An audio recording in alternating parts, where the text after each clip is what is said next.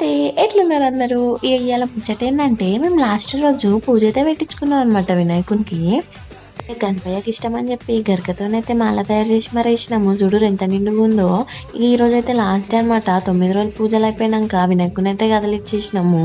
ఇక ప్రసాదం పెట్టినాకైతే ఈవినింగ్ లడ్డు పాట అయితే స్టార్ట్ చేసుకున్నాము.